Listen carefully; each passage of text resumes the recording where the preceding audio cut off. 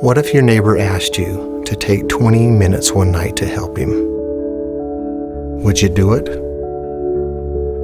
Most decent people would. But what if he asked you every night following, with no end in sight? Would you be willing to do it? At what point would helping become an irritant? When would serving your neighbor feel more like servitude? This is a story about Kathy, and it takes place over 3,000 nights, 7 days a week, 365 days a year, and has been going on for over 7 years. And it's changed the life of ordinary folk like me.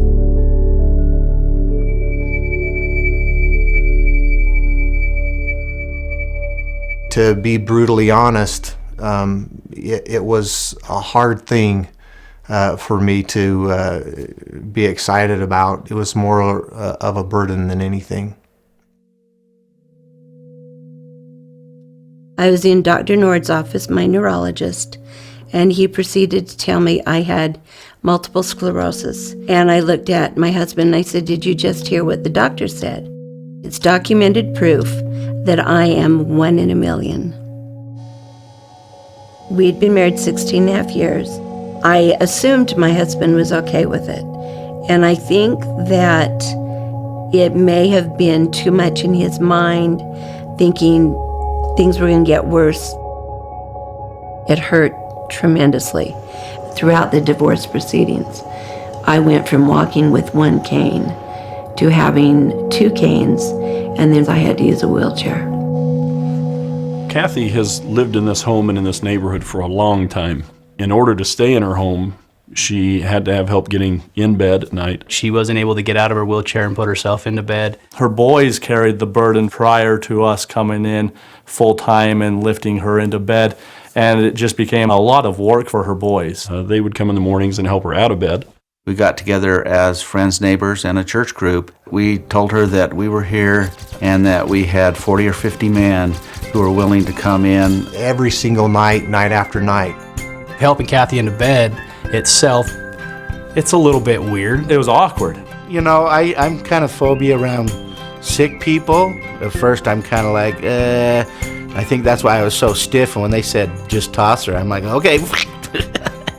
And of course, we're not supposed to do it that way because she went about, halfway across the room and bounced in her bed. So it's not just throwing somebody in bed and saying, see ya. There's a process to it. 2 guys from the neighborhood arrive at the door. Get her mail, ring the doorbell. She yells to come on in. And she always wants to talk with you. Kathy will talk your ear off. Kathy knows how to talk. You can't have a short conversation with Kathy. You walk down the hall, down to her bedroom. get the bed ready. Pull off her slippers. You have to choose a side you want to be on. Each of us put a hand behind her back and underneath her legs, and we just lock wrists. And then lift straight up, move forward, and then dance around the chair a little bit. Try to gently set her into bed. And then the fun begins. She's very particular about how she has got to be set up in that bed. And then you have to sit Kathy up, move the pillows 100 different times, lay her back down. When it looks like she couldn't be more uncomfortable, that's when you got the thumbs up and everything was okay. And then the fun part starts of parking the motorized wheelchair. You make sure that she's got her phone. We position her canes so she can use them to reposition herself at night. She'll have her water, some pills. Make sure that the wheelchair's plugged in. Turn off the lights and lock the door. And you're done. We were approached that we would maybe have a 2 or 3 month assignment. I felt sympathetic to the situation, but I felt like, I've got other things I need to deal with. First of all, it's, I don't have the time. And How long can it last? When's the end? How long are we going to have to be doing this? Can't we get a lift in there? And at church, we would talk about this assignment, and it was the topic all the time. Largely brought up by me, by others in our group that were being asked to do it all the time. We all tried to think of different ways that we could help Kathy get into bed without us having to come over every single night. It was a burden, to be honest. In those discussions, one person in particular said, I don't see an end in the foreseeable future. Even if we get her a lift, she can't put herself in the lift.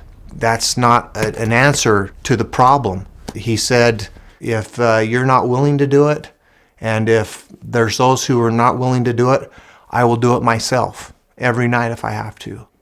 And so really it's at that time when I think I had a change of heart, when I had to take a look at myself, my own spirituality, my own conviction. I was nowhere near where I should have been, and I decided to change. I had a man in that kind of had the same attitude that I had, that this has got to be a quick thing and I've got other things and I'm busy. I remember he got really quiet when we went in and lifted her into bed, and I remember we came out front, big burly guy, just in tears as he left the home. He turned around and he voiced to me, he said, I can't believe that I thought that this was a burden. You got to realize too that I started to get to know Kathy. She's taken such a interest in my family. He can come and he lifts me into the bed by himself.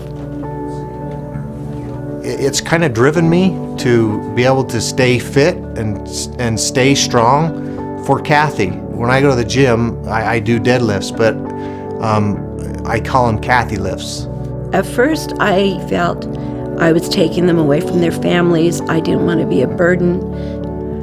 And I honestly didn't think it would last for very long, and I thought it would just be maybe 10 times and then we were done. It's been going on for over 7 years. When I come over now, it's just like tucking one of my own kids into bed. I feel like she's part of my family now, and I asked her if we could just say a family prayer as we put her into bed before we left.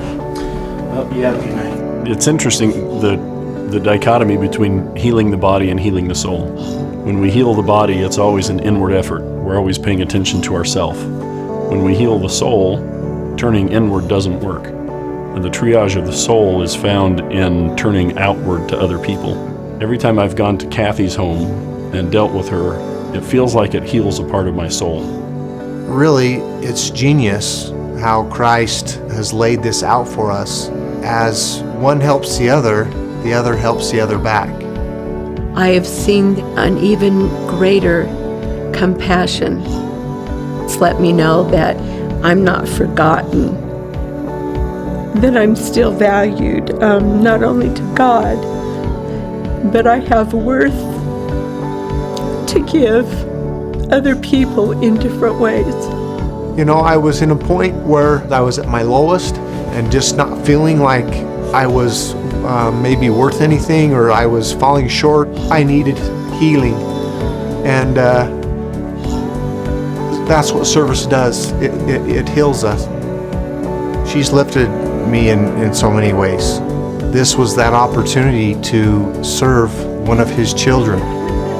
I never realized what that meant until I had this experience of lifting Kathy.